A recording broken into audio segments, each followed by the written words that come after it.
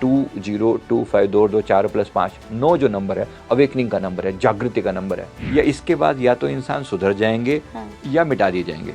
Very simple. Puri वाला जो temple है, राइट, वहाँ का जो टेम्पल के ऊपर जो फ्लैग लगा हुआ था उसका गिरना एक संकेत था, भविष्य मालिका में लिखा हुआ है। उन्होंने एक्चुअली, मेरे एंजल्स ने धर्म योद्धा वर्ड यूज किया। उन्होंने कहा कि जब ये डिजास्टर होगा तो क्या तुम धर्म योद्धा बनोगे?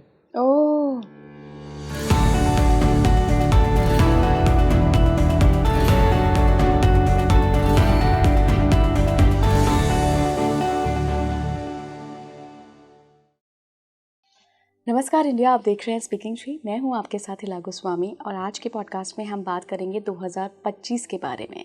2025 में क्या होने वाला है, डिवाइन एनर्जीज ने कैसे आके ये संदेश दिया है कि 2025 कैसा रहने वाला है, इसके बाद क्या दुनिया का नक्शा बदलने वाला है, क्या नेचर में कुछ होने वाला है। ये बहुत सीरियस टॉपिक है क्योंकि आज जो हमारे साथ गेस्ट जुड़े हैं उन्हें खुद डिवाइन्स गाइडेंस मिलती है उनके गुरु के थ्रू, एनर्जीज के थ्रू। तो पूरा पॉडकास्ट ज़रूर लास्ट तक देखिएगा और जानने की कोशिश करिएगा कि 2025 के बाद दुनिया कैसे बदलने वाली है।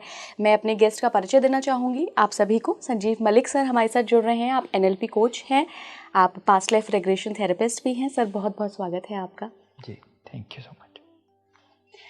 सर सबसे पहले तो मैंने अपने दर्शकों को बताया है कि आज हम 2025 में क्या होने वाला है, उसके बाद दुनिया कैसे बदलने वाली है, इसके बारे में बात करेंगे।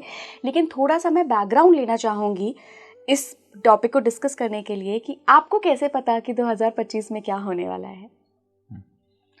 देखो, सबसे पहले तो कोई भी मेडिटेशन करने वाले जो लोग हैं, जो थोड़े डीप मेडिटेटर्स हैं, उनको वैसे भी प्रीकॉग्निशन हो जाता है। प्रीकॉग्निशन का मतलब आने वाली घटनाओं के बारे में थोड़ी बहुत रिवील हो जाती हैं। प्रकृति के पास तो सब पता ही है ना, पास्ट, प्रेजेंट एंड फ्यूचर, ये हमारी कैलकुलेशन है। यूनिवर्स के सामने तो एक ओपन लाइन के समान है ये। उसके लिए क्या पास्ट और क्या प्रेजेंट और क्या फ्यूचर, सब एक ही है, उसको पता है। लेकिन कुछ पार्ट ऐसा है जो ये लोग हमें हिंट देते हैं कि फ्यूचर में ऐसी कुछ होने की संभावना है। होगा ऐसा 100% नहीं कहा जाता, ऐसे होने की पूरी संभावना है। अगर कुछ बचा सकते हो तो बचा लो, ऐसा एक वार्निंग की तरह से ये दिया जाता है। ठीक है। और हम भी मांगते ही हैं, हर व्यक्ति पूछता ही है। अब कुछ लोग जो हैं, ज्योतिष वाले जो लोग हैं, वो खास तौर पे सेलेस्टियल पोजीशन, ग्रहों की पोजीशन, तारों की पोजीशन के हिसाब से बताता है कि ये होने की संभावना है, ये वाली युति हो गई, ये वाला इस तरह से ये ट्रांजिट होगा और उसके हिसाब से ये चेंजेस होंगे। तो उनकी कैलकुलेशन भी और हमारी भी, जो हमें सिर्फ एंजल सिंपल आके बोल रहे हैं कि एक तरीके से ये युग परिवर्तन का दौर चल रहा है 2025। मतलब ये जो ओवरऑल 2020 से लेकर 30-31 तक का जो टाइम पीरियड है ना, ये पूरा युग परिवर्तन है। और हमने देखा तो है ही ना। देखो, 2020 की शुरुआत हुई और आते ही कोरोना जैसी महामारी ने, मार्च के महीने के 24 तारीख थी जब हम सब जो है घरों के अंदर लॉक हो चुके थे, है ना। इससे पहले ना कभी किसी ने देखा ना सुना, इससे पहले कभी नहीं हुआ था ऐसा। और इसके बाद जो चीज़ें बदली, हमने भी चीज़ों को बदलते हुए देखा है। हमने लोगों को इवॉल्व होते हुए देखा, हमने लोगों को डाउनफॉल में जाते हुए देखा, सब हमने देखा है ना अपनी आंखों से, राइट। और फिर कोरोना के बाद हम सब सेम नहीं है, बहुत कुछ बदला है, बहुत कुछ। जिन लोगों का इवोल्यूशन हुआ है, जिन लोगों की अवेकनिंग हुई है, इसी कोरोना टाइम में लाखों लोगों की अवेकनिंग हुई है, आध्यात्मिक जागृति हुई है। और इसी कोरोना टाइम पीरियड में अनेक आत्माएं काल मृत्यु की ग्रास में भी चले गई हैं, वो भी हुआ है। तो एक तरफ डिजास्टर और एक तरफ अवेकनिंग, ये पूरा का पूरा ये 10 साल जो है ना, ये युग परिवर्तन, इसको इसीलिए कहा जा रहा है। और ये जो 25 है ना, ये मिडवे मार्क आ गया। लगभग 5 साल बीत चुके हैं और लगभग 5 साल आगे बीतने हैं।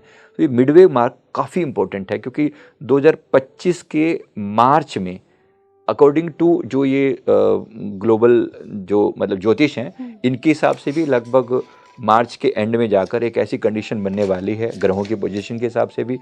और जो हमें एंजल्स बता रहे हैं, वहाँ पे हमें कुछ ऐसा दिख रहा है कि वहाँ से एक डिक्लाइन शुरू होगा, सीरियस वाला। और ये डिक्लाइन जो शुरुआत होगा, इसकी मतलब इकोनॉमिकल डाउनफॉल से शुरू होगी, यानी कि डॉलर के डाउनफॉल से। तो इसमें एक चेंज ऐसा आता दिखाई देगा कि जैसे ग्लोबली एक डॉलर का डाउनफॉल चालू हो जाएगा। तो इसके बेसिस पे और बहुत कुछ बदलेगा क्योंकि डॉलर पूरी इकोनॉमी का बेस है, वर्ल्ड इकोनॉमी का बेस है। तो वहाँ से एक डाउनफॉल की शुरुआत होगी। तुरंत नहीं होगा ऑब्वियसली, कि आज कल परसों की बात नहीं है ये। It will take months and years, मतलब 1-1.5 साल के अंदर अंदर आप डाउन डाउन डाउन डाउन जाते हुए देखोगे और अकॉर्डिंग टू उसका इम्पैक्ट दुनिया के ऊपर होता हुआ देखोगे। प्लस इसके साथ साथ अन्य जो चीज़ें आएंगी वो होंगी नेचुरल कैलामिटीज़, तो अलग अलग तरह के डिज़ास्टर्स जो होंगे वो घटित होंगे। तो ये जो हमें दिख रहा है, बाकी इसको अगर मैं भविष्यमालिका और अन्य ग्रंथों के साथ मैच करूं या नेस्ट्राडेमस की भविष्यवाणी से, मैं अभी वो सब अभी नहीं कर रहा हूं। वो बहुत सारी बातें हैं जिनको आप मैच भी कराना चाहो तो कर सकते हैं, लेकिन हमें एंजल्स का सीधा सीधा मैसेज है कि लोगों को थोड़ा वार्न करो, थोड़ा सा लोगों को अवेकन करो कि भाई जो आप कर सकते हो करो। इसका उद्देश्य किसी को डराना नहीं है, कोई धमकाना नहीं है, कोई ऐसी बात कहना नहीं है कि जिससे लोग डरें या परेशान हो, बिल्कुल भी नहीं। एक प्रिपरेशन है, एक तैयारी है। जैसी जैसी स्थिति अब तक आई थी, मतलब जब कोरोना में जब हम सब लॉकडाउन में लॉक हो गए थे अपने घरों में, ऐसी कंडीशन अगर दोबारा आ गई तो क्या करोगे? Be ready now.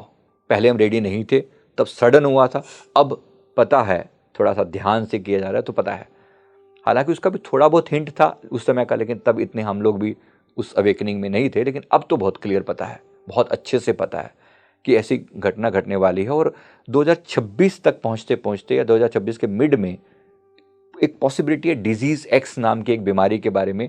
ये डिजीज़ एक्स जो बीमारी है, इसके बारे में बहुत खुल के साइंटिस्ट आजकल बातें करें कि कोई ऐसी महामारी जो कि सिमिलर होगी जो हमने कोरोना में झेला, वैसी सिमिलर सी जो स्वाइन फ्लू जैसी या जो पक्षियों से जनरेट होगी, लेकिन वो लंग्स को इम्पैक्ट करेगी, ऐसी बीमारी आने की फिर से संभावना है। इसकी काफ़ी ज़्यादा पॉसिबिलिटी है 2026 में। हाँ, 2026 में पॉसिबिलिटी है। मैं फिर बता रहा हूँ, बहुत सी चीज़ें प्रिवेंटिव की जा सकती हैं, रोका भी जा सकता है, प्रयास भी किए जा सकते हैं। ऐसा नहीं कि सब कुछ एकदम फिक्स है कि होगा ही होगा, ऐसा हम नहीं कह रहे हैं, लेकिन होने की पूरी संभावना है। अगर ऐसा हो गया तो आप और हम क्या कर सकते हैं, तब जब करेंगे उससे आज क्यों ना कुछ कर लें। ये बात सिर्फ एक उस एंगल से अगर आप देखें, एक तैयारी पॉइंट ऑफ व्यू से, तो शायद आपको हमारी कोई भी बात बुरी भी नहीं लगेगी और दुखद भी नहीं लगेगी। बस एक तैयारी की बात है कि होना चाहिए, हम रेडी रहें, क्योंकि विनाशकाल बोला जा रहा है कि समय बहुत खराब आने वाला है, दिख रहा है। आपने युग परिवर्तन कहा सर, युग परिवर्तन क्या, कलयुग चल रहा है तो खत्म हो जाएगा? एग्जैक्ट मैं ये नहीं कह रहा हूँ कि कलयुग एकदम खत्म हो जाएगा, नहीं, इतना आसान नहीं है। कलयुग का भी टाइम पीरियड पेंडिंग है, बट कुछ चीज़ें ऐसी जो एकदम से एक बहुत बड़ा चेंज इस धरती पर लेकर आएंगे, और वो चेंज सामान्य नहीं होगा। वो चेंज ऐसे छोटे मोटे उसकी तरह से जो अब तक हुए ऐसे चेंज की तरह से नहीं होगा, एक बड़े लेवल का। जैसे कोरोना देखो, इससे पहले कभी हुआ था? नहीं ना। इससे पहले कोई ऐसी बात अपने जीवन के 30-40 साल में हमने तो नहीं देखी कोई कोरोना जैसी बात, और उससे पहले भी हिस्ट्री में कुछ दर्ज नहीं है इतनी बड़ी चीज़ हुई, लेकिन हुई ना। हम सब ने देखा कि लॉक कर दिए घरों के अंदर साल भर के लिए, आप अपने घरों में बैठे हो, आसान नहीं था वो। ठीक वैसे ही अब ये टाइम पीरियड जो आने वाला है, ये काफ़ी टफ आने वाला है, और इसमें महामारी एक तरफ और नेचुरल कैलेमिटी जिसमें भूकंप आ सकते हैं, जिसमें ज्वालामुखी विस्फोट हो सकते हैं, जिसमें सुनामी आ सकती है, मतलब बाढ़ से। अभी भी देखो मिनी लेवल पर तो प्रलय हो ही रही है ना, दुनिया भर की बार बार जल प्रलय, अग्नि प्रलय टाइप ऑफ हो रही है ना, जगह जगह पर इतनी डिजास्टर, इतनी आग वाग लगना, ये घटनाएं कितनी कॉमन, ये थोड़ी और मल्टीप्लाई हो जाएंगी एक साथ, इस बात की पूरी संभावना है। तो इसका उद्देश्य ओवरऑल इतना है कि थोड़ा अवेकन हो जाएं। अब जहां एक तरफ हम इसको विनाशकाल बोल रहे हैं, एट द सेम टाइम इसको अवेकनिंग टाइम भी बोल रहे हैं। This is again going to be a big awakening time. 2025 वैसे भी जो 2025 जो नंबर है ना, ये नंबर अवेकनिंग का नंबर है। मतलब 2025 2 4 + 5 9 जो नंबर है, अवेकनिंग का नंबर है, जागृति का नंबर है। जो 2024 था, ये शनि का नंबर था, मतलब ये कर्म दंड का वो था। तो कर्मों का दंड लोगों ने भुगता है। बड़े बड़े लोगों के वो चिट्ठे सामने आए जो कि अभी तक क्लोज पड़े हुए थे, तो वो हमने सबने देखा। अब जो टाइम पीरियड है, ये अवेकनिंग का टाइम पीरियड है। या तो कोई व्यक्ति जिसने थोड़ी बहुत अभी तक मेहनत करी है अवेकनिंग के लिए, मेडिटेशन किया है, वो पीक पर जाएगा, वो एकदम उसमें चेंजेस आएंगे और पॉजिटिव चेंजेस आएंगे। और ये आप दिसंबर और जनवरी में जैसे ट्रांजिशन होगा ना, थोड़े टाइम के अंदर आप चेंजेस देखने शुरू कर दोगे। जो अभी तक काफ़ी डार्कनेस सी फील हो रही थी, हो सकता है बहुत ही चीज़ें अच्छी होनी शुरू हो जाएं, क्योंकि जो लोग अवेकन होंगे उनके जीवन में अच्छा ही होंगी चीज़ें। पर एट द सेम टाइम कुछ नेचुरल चीज़ें जो हैं जो खराब होंगे, डिजास्टर वगैरह जो हम कह रहे हैं, जो मैं जो बार बार बोल रहा हूँ, तो नेचुरल डिजास्टर और ये सब। और साथ में वर्ल्ड में जो अभी भी जो वर्ल्ड वार जैसी जो सिचुएशन पैदा हो रही है, तो है ही ना। इस बात की पूरी संभावना है कि 2028, 29, 30 के बीच में एक बड़ी वर्ल्ड वार संसार को देखने को मिले, वर्ल्ड वार ही देखने को मिले प्रॉपर, जिसे वर्ल्ड वार 3 कहा जा रहा है, उसकी पूरी संभावना है। अब वो जो होती है तो फिर कितनी डिजास्टर होगी। पिछले 2 में ही हम देख चुके हैं कि कितना डिजास्टर हुआ है, जबकि न्यूक्लियर बॉम्ब सिर्फ 1 या 2 बार गिराए गए। अब सारी दुनिया आज न्यूक्लियर बॉम्ब लेकर बैठी हुई है, तो अगर ऐसा कुछ हुआ तो कितना खतरनाक होगा। तो ये एक पार्ट है जिसमें हमें जो मतलब दिख रहा है कि भाई यहाँ एक संभावना पूरी दिख रही है कि होगी। और इसमें 4 फ्रंट पे लड़ाई तो हम देख ही रहे हैं अभी भी। एक रशिया यूक्रेन की लड़ाई जो चल रही है वो अपनी जगह इजराइल, पर, मिडिल ईस्ट में जो इजराइल फिलिस्तीन चल रहा है ये, इसमें सीरिया, लेबनान और ये सारे टर्की और की सब बीच में इराक, ईरान, ये सब एंटर हो चुके हैं। एक जो एंड पड़ा हुआ है ये चाइना और ताइवान वाला फ्रंट पड़ा हुआ है। इसकी पूरी चांसेस है कि चाइना ताइवान के ऊपर अटैक कर दे, इस बात की पूरी संभावना है। ये बात अगले साल में होने की पूरी पॉसिबिलिटी है। बाकी कुछ प्लस माइनस कुछ डिसीजन को लेकर हो सकता है, इसमें टाइमिंग ना करके ये कहा जाता है इवेंट इंपॉर्टेंट है, होगा, लेकिन टाइमिंग आगे पीछे हो सकती है। एक वो जो नॉर्थ कोरिया साउथ कोरिया वाला पार्ट है वो भी किम जोंग उन, वो उनका भी कम नहीं है मामला, बहुत सीरियस है ये 4 फ्रंट तो में दिख रहे हैं ना कि यहाँ पर लड़ाई की पूरी पॉसिबिलिटी है। और अगर यहाँ से छिड़ गई तो और बड़े बड़े जो इस वक्त यूएसए और चाइना ये बैठे हैं, ये कौन सा कोई कम है, फिर ये सब बैठे हुए हैं, तो इनकी लड़ाई की मतलब ओवरऑल लड़ाई में उतर जाने की और इसको वर्ल्ड वार का फॉर्म दे देने की पूरी संभावना है। अभी भी जो मिडिल ईस्ट जो है यहाँ पर कुछ शांति, वो देख ही रहे हैं ना कितने ज़्यादा अशांत है, इतने अटैक, इतनी बुरी तरह से जो लड़ाई हो रही है उसमें अमेरिका और चाइना कहीं ना कहीं इनडायरेक्टली इन्वॉल्व तो हैं ही, कभी डायरेक्टली भी हो सकते हैं। तो इस बात की बहुत ज़्यादा संभावना है कि ये हो और बहुत बड़े लेवल पर हो। बात यह है कि आपके और मेरे लिए क्या संदेश है इसमें, चलो बड़ी बातें जो होंगी वो होंगी, क्या हम कुछ कर सकते हैं? The answer is yes, why not. हम क्या कर सकते हैं? सबसे पहले तो अपना एक इकोनॉमिक बैकअप बनाइए, फाइनेंशियल बैकअप बनाइए कि अगर आपको लॉकडाउन लग गया और आपको लंबे समय तक घर में रहना पड़ा और आपके कमाने के साधन भी सीमित हो गए, तो क्या करोगे? क्या आपके पास फाइनेंशियल बैकअप है? तो first please create financial backup. ये मेरा सबके लिए रिक्वेस्ट है, संदेश है कि आपके पास कुछ ना कुछ रहना चाहिए जिससे आप सर्वाइव कर सको। पहले नहीं पता था, तब अलग टाइम था, अब पता है कि ऐसे होने के 100% चांसेस हैं, बहुत बड़े चांसेस हैं, तो कर सकते हो तो करो, व्हाई नॉट। तो एक तो ये पार्ट है जो सबके लिए एक संदेश है। दूसरा संदेश एनआरआईज के लिए है, क्योंकि डॉलर में जब डिक्लाइन होगा तो यूएस की इकोनॉमी बहुत बुरी तरह से तहस नहस होगी, और जब यूएस हिलेगा तो बाकियों को छोड़ देगा। वो जो भी डॉलर बेस व्यापार करते हैं जो लोग, वो सब जो है बुरी तरह से क्योंकि प्रभावित होगा, डेफिनेटली होगा। जिन जिन लोगों को यूएस ने कर्जा दे रखा है, राइट, तो छोड़ेगा थोड़ी, वो सब जो है ना अपने कि मुझे वापस करो। अभी जैसे बांग्लादेश में हुआ तो हमारे अडानी और अडानी ये जो बैठे हैं कि ठीक है मैं बिजली नहीं देता, पुराना पैसा लौटाओ, हुआ ना वही वाला। जब डिजास्टर हो रहा है, डिजास्टर के टाइम में जो भी देने वाले हैं ये कंट्रीज अपना वापसी रिटर्न मांगना शुरू कर देंगे, और यहाँ पर जिन जिन लोगों ने यूएसए से कर्ज लिया हुआ ये बुरी तरह से फंसेंगे, और क्वाइट पॉसिबल कि भूखमरी की नौबत आ जाए कुछ कंट्रीज में। ये जो दिख रहा है ना, ये सबसे खतरनाक दिख रहा है। इंडिया कितना प्रभावित होगा ये एक टॉपिक है, हालांकि इंडिया उतना गहरी उसमें डूबता हुआ नहीं दिख रहा। इंडिया के साथ बहुत सारी पॉजिटिव ताकतें भी जुड़ी हुई हैं, स्पिरिचुअल सोल्स भी बहुत हैं, और एट द सेम टाइम इस समय लीडरशिप भी अच्छे लेवल पर है, कम से कम बचाने वाला उनका एक देशभक्ति का भाव है। बाकी समय बताएगा आगे क्या होता है, लेकिन दिख रहा है कि इतना ज़्यादा disaster compare to the world.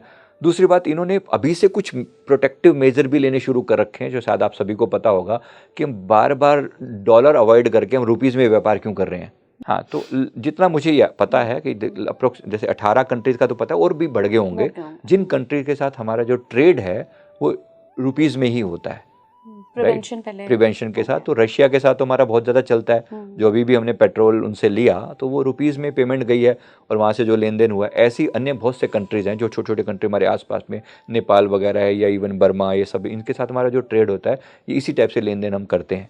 ये बड़ी बात है ना, प्रिवेंटिव मेजर्स हमने कर रखे हैं, यानी डॉलर पे डिपेंडेंसी ख़त्म करना। लेकिन इसमें जो सबसे बड़ी दिक्कत आने की जो दिख रही है चांसेस, जो हमारे पास MNCs हैं, मल्टीनेशनल कंपनीज है जो डॉलर बेस सर्विस प्रोवाइड करते हैं, जैसे वगैरह जो हमारे यहाँ की बड़ी बड़ी कंपनी है, इनका क्या होगा? यहाँ डेफिनेटली प्रॉब्लम आने की पूरी चांसेस हैं, ले ऑफ होने के पूरे चांसेस हैं। जब आपके पास पैसा ही नहीं रहेगा तो फिर एम्प्लॉयज़ को भी कैसे टेक केयर कर पाओगे? तो ग्लोबल इकोनॉमिक डाउनफॉल सबसे बड़ा एक जो होने की बहुत ज़्यादा संभावना है। तो भाई अपनी अपनी बैकअप क्रिएट करें, मेरी सभी से निवेदन है। कोई डराना पर्पज़ नहीं है, पर्पज़ इतना सा है कि अगर आपके पास प्रिवेंटिव मेजर होंगे, कुछ कर सकते तो अभी कर लो। दूसरा, लोन ना लें। लोन लेके फंस जाओगे बुरी तरह से, पे बैक कहाँ से करोगे? कोरोना में सबसे बड़ी मुसीबत क्या थी कि आप एक तो अपने आप का सर्वाइवल इतना मुश्किल हो रहा था, फिर EMI आप पे करते जा रहे हो, कहाँ करोगे, किसको करोगे? मिनिमलिस्ट एटीट्यूड बनाएं, मतलब कम से कम में गुजारा अगर हो सकता है तो व्हाई नॉट। कोई लग्जरीज नहीं चाहिए। जब आप सर्वाइवल मोड में हो तब लग्जरीज की ज़रूरत नहीं है, तब सर्वाइवल की ज़रूरत है। सर्वाइवल मोड में रहो। एट द सेम टाइम अपनी स्पिरिचुअल अवेकनिंग पर ध्यान दें। क्यों नहीं कर सकते? क्योंकि जो टाइम आपको डाउनफॉल में ले जाने वाला है वही स्पिरिचुअल अवेकनिंग का भी टाइम है। पीछे मैंने एक वीडियो डाला था जिसमें मैंने यही टॉपिक को लिया था, जिसमें मैंने 2025 से 31 का विनाश काल मैंने वर्ड यूज़ किया था। विनाश काल तो दिख रहा है, पर एट द सेम टाइम उसमें भी हमने ये बोला था कि अगर दुनिया में विनाश हो रहा होगा तो आप क्या करोगे? आपका क्या रोल है? कि डर के बैठ जाओगे या एक धर्म योद्धा की तरह लड़ाई करोगे, धर्म का साथ दोगे? क्योंकि ये लड़ाई कहीं ना कहीं धर्म के लेवल पर होनी है। धर्म का मतलब यहाँ पर मैं हिंदू मुस्लिम की बात नहीं कर रहा हूँ, पहली बात समझ लेना। धर्म का मतलब जो धर्म को फॉलो करने वाले लोग हैं, मतलब जो आत्मा को मानने वाले या जो नॉन मानने वाले लोग हैं, इनके साथ भी लड़ाई होगी। एट द सेम टाइम हो सकता है कि बाहरी लेवल पर ये जो बाहरी धर्म है इनके साथ भी लड़ाई हो सकती है। इस बात की भी चांसेस हैं। वो अभी भी हो रही है, वो कोई मैं ज़्यादा उसको हाईलाइट नहीं करना चाह रहा, लेकिन मकसद ये है कि अगर आपको आज अवेकनिंग का इस चीज़ का पता है और आप एक अवेकनिंग के पथ पर चल रहे हो, आप अपने आप को इवोल्व करने के प्रयास में लगे हो, और अगर आपको ऐसा चांस मिले कि आपके पड़ोस में कोई व्यक्ति भूखा बैठा है या कहीं डिजास्टर हुआ है या कोई बम फटा है या कोई ऐसी तकलीफ किसी को है या कोई नेचुरल डिजास्टर हुआ है, क्या आप घर से निकल के जाकर उसकी हेल्प नहीं करोगे? करनी चाहिए। 1000%। Why not? बस उसके लिए तैयार करना, उसके लिए तैयार करना, ये एक मेजर ऑब्जेक्टिव है जो मैं इतनी बड़ी स्टोरी जो मैं बता रहा हूँ। मेरा ऑब्जेक्टिव किसी को डराने से धमकाने से बिल्कुल भी नहीं है, सिर्फ एक प्यार भरी रिक्वेस्ट कि भाई कुछ कर सकते तो कर लो। क्या सर नेचर पूरी दुनिया को करेक्ट करेगी? करेक्शन होने वाला है? ये करेक्शन ही है, ये डेफिनेटली करेक्शन है, क्योंकि हम लोगों ने भी डिजास्टर करने में कमी नहीं रखी। ये सारी इंसानियत के ऊपर एक क्वेश्चन मार्क है, सीधी सीधी बात है। और सारे वर्ल्ड लीडर्स को एक चेतावनी है कि भाई अब नहीं सुधरे तो फिर हमारे पास नेक्स्ट वे भी है। कहीं मैंने सर पढ़ा था, मुझे एग्जैक्टली याद नहीं आ रहा था वो रेफरेंस क्या था, बट मैं आपको बताती हूँ क्या लिखा था। उसमें लिखा था कि 2025 के बाद, जैसे आप जो भविष्यवाणी कर रहे हैं उसमें भी ऐसे कुछ वर्णन था कि जो डिवाइन प्लेसेस है ना पूरे वर्ल्ड में, वो उनका एक्सेस ज़्यादातर का बंद हो जाएगा। क्या ऐसा होने वाला है? इस बात की काफ़ी ज़्यादा चांसेस हैं, बहुत ज़्यादा चांसेस हैं।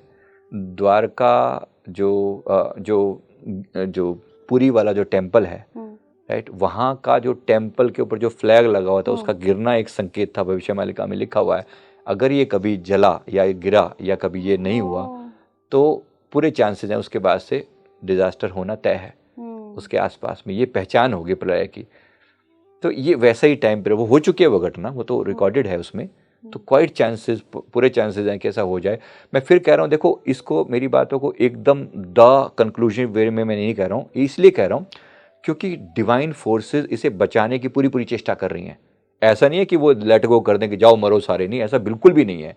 सारे डिवाइन फोर्सेस को हम लोगों ने, जो हम हीलर्स हैं, मैं उनकी बात कर रहा हूँ, हम हीलर्स ने एक बार मीटिंग करी थी और सबने अपने डिवाइन से कनेक्ट करके, जिससे आप कनेक्टेड हैं, हम सब ने अपने अपने इष्ट से पूछा कि क्या हम कुछ कर सकते हैं। तो पहली बात तो हमें दिखाया गया कि हमारे जो एंजल्स हैं, हमारे जो सुपर एंजल्स हैं, ये सब बहुत हायर लेवल पर असेंडेड मास्टर्स हैं, ये सब हायर लेवल पर काम कर रहे हैं।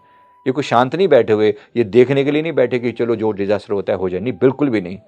इसमें मैंने स्वयं जो है अपने श्री परमहंस गुरुदेव जी को, मैंने महाअवतार बाबा जी को, मैंने गुरु नानक देव जी की डिवाइन पावर को, साथ साथ कबीर जी जैसी महान हस्तियाँ, मतलब, और स्वामी विवेकानंद जैसी महान हस्तियाँ, ये सब बैठी हैं, गौतम बुद्ध जैसी पावर्स, ये सब भी धरती को बचाना भी तो चाहती है ना।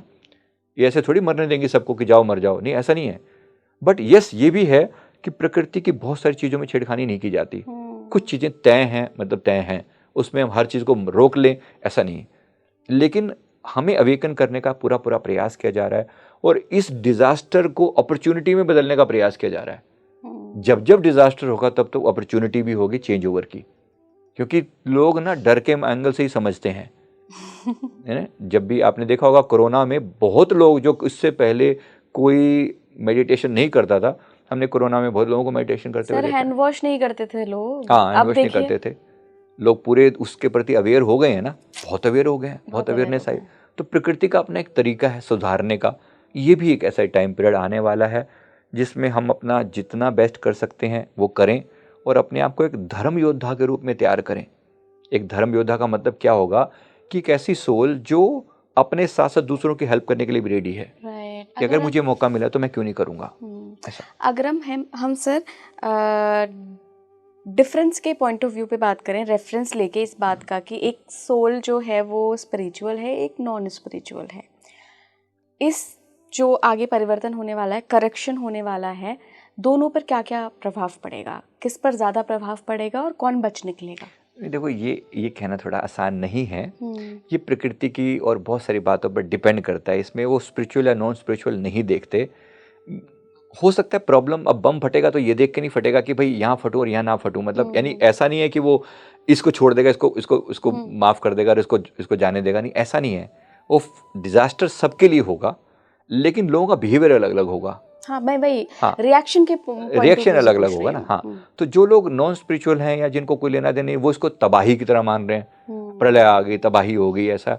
जो लोग स्पिरिचुअल हैं वो इसको अवेकनिंग की तरह से मान रहे हैं कि कुछ अच्छा ही होगा, जो होगा भला ही होगा। क्योंकि प्रकृति जो कर रही है ना, जिस चीज को वो रोक नहीं रही है, यानी प्रलय को होने दे रही है, तो वो प्रलय का होना ही उचित होगा।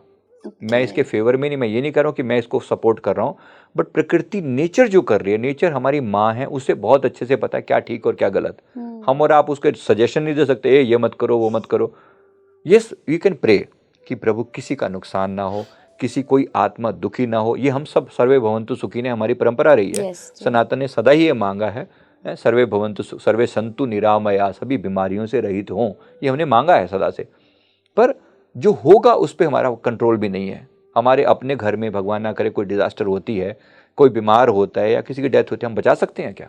नहीं बचा सकते। हम सिर्फ प्रेयर कर सकते हैं, सहायता कर सकते हैं, लेकिन बचा नहीं सकते। बस ऐसे ही एक वर्ल्ड लेवल पर एक घटना घटने वाली है जिसकी बहुत ज़्यादा पॉसिबिलिटी है। हम जो कर सकते हैं उसके लिए खुद को तैयार करें। जिसको मैं धर्म योद्धा बोल रहा हूँ, उन्होंने एक्चुअली, मेरे एंजल्स ने धर्म योद्धा वर्ड यूज़ किया। उन्होंने कहा कि जब ये डिजास्टर होगा, कि क्या तुम धर्म योद्धा बनोगे?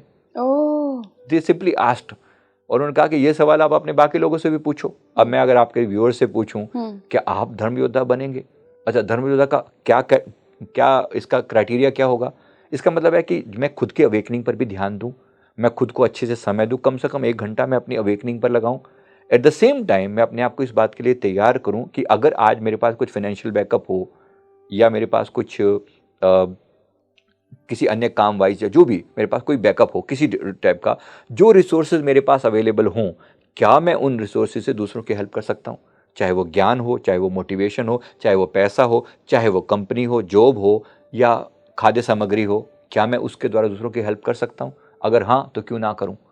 तो ये है धर्म योद्धा की डेफिनेशन जो उन्होंने मुझे बताई, कि मैं लोगों को तैयार करूँ, मैं लोगों को मैसेज पहुँचाऊँ कि भाई तुम प्रयास करो। अब तुम्हें बताया भी जा रहा है और तुम्हें ये भी क्राइटेरिया भी बताया जा रहा है कि तुम प्रयास कर सकते हो तो करो, व्हाई नॉट? करो, बचा सकते हो तो बचाओ। तुम एक अपॉर्चुनिटी की तरह से देखो इसको। बाकी जो होना है वो तो फिर परमात्मा ने जो डिसाइड कर रखा है वो होना ही है। जो बचाया जा सकता है, सारे एंजल्स मिलके इसे प्रयास कर रहे हैं। हम क्या कर सकते हैं? हम अपना मेडिटेशन करें और उन एंजेलिक पावर्स को सपोर्ट करें। हम उनसे प्रार्थना करें कि हम आपके साथ हैं, आप हमारे थ्रू जो सेवा लेना चाहते हो लो। जितने हम सरेंडर्ड होंगे, समर्पित होंगे, तो हमारे पर, जैसे हम, मेरे पे मुझे भी तो मैसेज आया ही ना। और ये मैसेज केवल मुझ पर क्या, लगभग कितने ही एस्ट्रोलॉजर्स ये भविष्यवाणी भी कर रहे हैं, भविष्यवाणियां कर रहे हैं, वो भी कर रहे हैं। भी बहुत लोगों से बात की है इस मसले में, है ना? तो वो भी कर रहे हैं। और हमारे जो अन्य जो हीलर्स हैं, जो हम हमारी तरह से, वो सब भी कहीं ना कहीं देख पा रहे हैं कि ऐसा होने की चांसेस हैं। सर, जैसे आपने बोला कि युग बदल रहा है, मैंने एक योगी का इंटरव्यू किया था, उन्होंने मुझे बताया था कि सतयुग से छोटा त्रेता, त्रेता से छोटा द्वापर, द्वापर से छोटा कलयुग। और वो भी कलयुग की खासियत ये है कि जितने ज़्यादा पाप बढ़ेंगे, जितना ज़्यादा जो ह्यूमन है वो पाप की प्रवृत्ति अपनाएगा, उतनी ज़्यादा उसकी उम्र घटती जाएगी। तो कहीं ये युग करेक्शन वाकई ऐसा तो नहीं है कि हम कलयुग के ख़त्म होने की तरफ बढ़ रहे हैं? देखो, ऐसा लगता तो नहीं है कि कलयुग पूरा, क्योंकि कलयुग की जो एज है वो लगभग 4.5 लाख साल बताई गई है, लगभग। एग्जैक्ट तो उसमें वेदों में दिया हुआ है, लेकिन अभी तो केवल उसके हिसाब से 5,000 साल ही हुए हैं अप्रोक्सीमेटली। तो एकदम अभी मैं कहूँ कि वैसा युग बदल रहा है तो ऐसा लगता तो नहीं है। बट इसको इतने बड़े चेंज को युग परिवर्तन से ज़्यादा कुछ और वो नाम बोला ही देना नहीं जा मतलब सकता। इससे कम नहीं बोला जा सकता। ये एक युग परिवर्तन जैसा ही है। जी, जी। या इसके बाद या तो इंसान सुधर जाएंगे हाँ। या मिटा दिए जाएंगे। Very simple, right. ओके। इधर रेक्टिफाई योर सेल्फ और यू विल बी नो मोर। ऐसे इस बात की बहुत समय, क्योंकि एक बहुत बड़ी जो इतनी बड़ी बीमारी के रूप में या इतने बड़े डिजास्टर के रूप में या वर्ल्ड वार के रूप में जो चीज़ आएगी, कौन कौन बच पाएगा। एक न्यूक्लियर बॉम्ब फटता है तो 100 किलोमीटर तक उसका इम्पैक्ट जाता है। बहुत बड़ी बात होती है। 100 किलोमीटर तक क्रेटर क्रिएट हो जाता है, गड्ढा बन जाता है। इतने लंबे चौड़े जब इम्पैक्ट पड़ते हैं और सारी दुनिया जो न्यूक्लियर बॉम्ब लेकर बैठी हुई है, तो सब कोई दिवाली मनाने के लिए थोड़ी है। वो जाहिर सी बात है, जब एक दूसरे के ऊपर करेंगे, एक करेगा दूसरा छोड़ देगा क्या वो। तो सब इसी तरह से जब होगा तो कितना भयानक डिजास्टर हो सकता है। अच्छा सर, जो ये मिस्टिक हैं, जो ये योगी बैठे हुए हिमालय और इन सब के आसपास पहाड़ों पे तपस्या कर रहे हैं, इनका क्या कंट्रीब्यूशन होने वाला है? आपको इसकी तरफ से कोई डिवाइन संकेत आया कि ये क्या करेंगे? अभी आपको बताया ना जो मेरी बात, जहाँ पर ये सारे डिवाइन जो मास्टर्स हैं ये मिल के ऊपर मीटिंग कर रहे हैं। मैंने अभी आपकी थोड़ी देर पहले बोला ना, हाँ। एग्जैक्टली ये इसी बात को अवॉइड करने के लिए और इस डिजास्टर को अपॉर्चुनिटी में बदलने के लिए प्रयास कर रहे हैं। They are doing it, they are trying, बहुत प्रयास कर रहे हैं। और सारे योगी जो हिमालय में, जैसे मैंने भी महाअवतार बाबा जी की बात करी, वो डेफिनेटली वो दे आर ट्राइंग आउट कि ये डिजास्टर अवॉइड किया जा सके या इसी डिजास्टर को अवेकनिंग में बदला जा सके। They are trying, definitely trying. हम क्या कर सकते हैं? हम उनके साथ अपनी एनर्जी को अलाइन करके अपनी प्रार्थना के रूप में, अपने समर्पण के रूप में कि हम आपके साथ हैं, हम डिवाइन के साथ हैं, हम पॉजिटिविटी के साथ हैं। जो भी होगा, जब पॉजिटिव नेगेटिव में लड़ाई होगी तो हम साथ देने के लिए तैयार हैं, हम आपके बंदे हैं, हम आपके साथ कनेक्टेड हैं। और हम मेडिटेशन करके, जाप करके हम उस ऊर्जा को सपोर्ट करें। तो जितना सपोर्ट करेंगे हम तो बचा ही लिए जाएंगे, एट द सेम टाइम हमारे साथ जो जुड़े हुए लोग हैं वो भी बचा लिए जाएंगे। ये है एक धर्म योद्धा का कर्तव्य। तो आप कह रहे हैं कि सबको अब धर्म योद्धा बनने की तरफ आगे चलना चाहिए मानसिक रूप से। Yes definitely. इसके अलावा सर कुछ और अगर आप बताना चाहें? देखो, इसमें मैंने 2-3-4 बातें जो कोई समरी फॉर्म में कहूँ तो, एक अपनी फाइनेंशियल बैकअप क्रिएट करना, दूसरा लोन ना लेना, हो सके तो ऐसा करके। एनआरआईज के लिए एक संदेश मैंने दिया था कि भी हो सके तो इंडिया में अपना बेस ख़त्म ना करें, कुछ ना कुछ बेस बना के रखें। अगर अमेरिका में या यूरोप में, क्योंकि खाली अमेरिका की बात नहीं है, अगर यूएस जाएगा तो यूएस और यूरोप बहुत डीपली ट्रेडेड है, आपस में बहुत डीपली कनेक्टेड है। और यूरोप भी बचने वाला नहीं है। और यूरोप भी एक अभी भी रशिया यूक्रेन जो वार है ना, ये मल्टीप्लाई होके ये बढ़ सकती है और पूरे चांसेस हैं पूरा यूरोप जो है इस आग में जले। क्योंकि हमें ये ऐसा बताया गया कि यूरोप में भी यूरोपियन लोगों ने दुनिया के ऊपर कब्जा कर करके ना, हमारे इंडिया पे भी तो यूरोपियन थे ना, आखिर अंग्रेजों ने जो कब्जा किया था और जो इतने टाइम तक जो टॉर्चर किया था, क्या यूनिवर्स कभी इन्हें रिवर्ट बैक नहीं करेगा? जैसे इंसान का इंडिविजुअल कर्मा होता है, ऐसे पूरे कंट्री का भी एक कर्मा होता है। तो उन कंट्री के जो भी हेड थे, उन्होंने जो कर्मा क्रिएट किया, तो पूरे इंग्लैंड को, पूरे यूके को उसका दंड नहीं भुगतना पड़ेगा। ये समय है उस दंड का, ऐसा समझ लें। और यूरोप के बाकी कंट्रीज़ को कम है क्या? ये फ्रांस कम है या जर्मनी कम है क्या? इन्होंने दुनिया भर, अभी भी इन्होंने अफ्रीका के कई कंट्रीज़ के ऊपर अभी भी कब्जा किया हुआ है, इवन नाउ। तो जब ये अभी तक भी वो उनको लूटने खसोटने पर लगे हुए हैं, क्या प्रकृति कभी भी नहीं रिवर्ट बैक नहीं करेगी? दिस इज दैट टाइम, ये वो समय है। तो इन सबको केयरफुल रहना चाहिए। जी सर, आपने बोला कि भारत पे कम इम्पैक्ट पड़ेगा। कहीं उसका कारण ये तो नहीं कि हम आध्यात्मिक नगरी हैं, आध्यात्मिक देश हैं, तो कहीं ना कहीं हमारे पूरे एक इंडिविजुअल लेवल की बात नहीं कर रही हूँ, एक हम कंट्री के लेवल पे देखें तो बहुत ज़्यादा स्पिरिचुअल सोल्स हैं यहाँ पर, इस वजह से इम्पैक्ट थोड़ा सा हल्का हो जाएगा?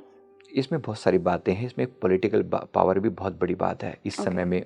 और एक दूसरी बड़ी बात है, अगर मैं सारी चीज़ों को कंपेयर करूँ, जो एंजल्स ने भी मुझे बताया उससे भी कंपेयर करूँ, तो जिसमें चांसेस इस बात के हैं कि इंडिया इस विश्व गुरु बन के निकलेगा, उभरेगा।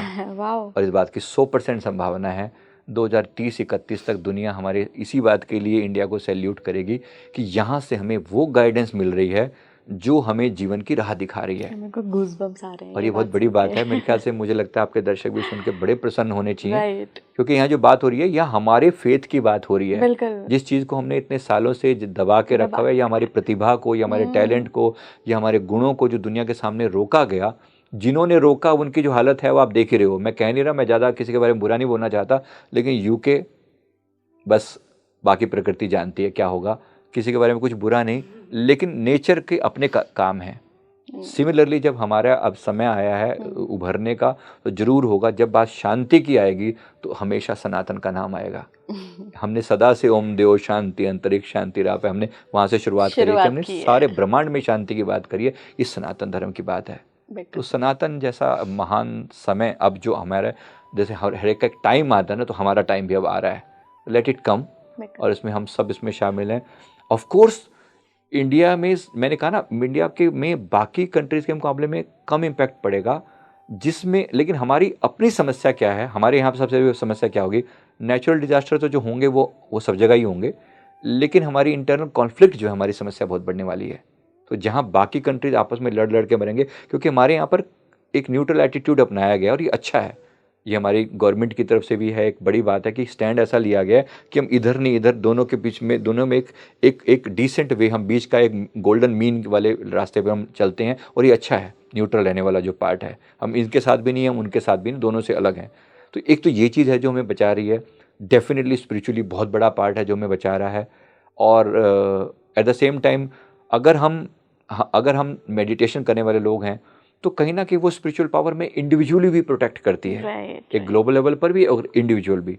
तो इम्पैक्ट तो यहाँ कम पड़ेगा। तो इसलिए मैं एनआरआईज अपने भाई बंधुओं से प्रार्थना करता हूँ कि भाई तुम अगर कोई तुम्हारे पास बैकअप हो इंडिया में, तो प्लीज़ डू समथिंग। कभी आपको इंडिया लौटना पड़ा तो आपके पास कुछ तो हो साधन, क्योंकि जब डॉलर डिक्लाइन होगा तो बाकी चीज़ें कोई कम नहीं इम्पैक्ट करेंगी, हर चीज़ खराब होने के चांसेस हैं। तो आपके पास कुछ बैकअप कुछ रहे, तो आप कहीं आके बच सकें, जीवन बिता सकें, आपके पास कुछ बैकअप होना ज़रूरी है। काफ़ी अच्छे सुखद एक खबर के साथ इस पॉडकास्ट को एंड करते हैं सर, कि भले ही 2025 के बाद एक युग परिवर्तन का दौर आ रहा है, लेकिन इंडिया 3031 में एक विश्व गुरु बनकर उभरेगी, और हमारी सबकी स्पिरिचुअल एनलाइटमेंट होगी। आखिर में मैं एक बात और कहना चाहूँगी कि भले यूरोपियन कंट्रीज़ ने या जिसने भी जैसा किया वो उनके कर्म हैं, यूनिवर्स उनके साथ जैसा भी करेगी, हम सर्वे भवन्तु सुखिनः पे ही रहेंगे। सनातन वही बात करता है। तो हमारा एक ही उद्देश्य होना चाहिए कि सबका भला हो, हमारा भी सबका भला हो। आप जुड़े रहिए स्पीकिंग ट्री के साथ। कैसा लगा आपको पॉडकास्ट, मुझे कमेंट बॉक्स में ज़रूर बताइए। नमस्कार।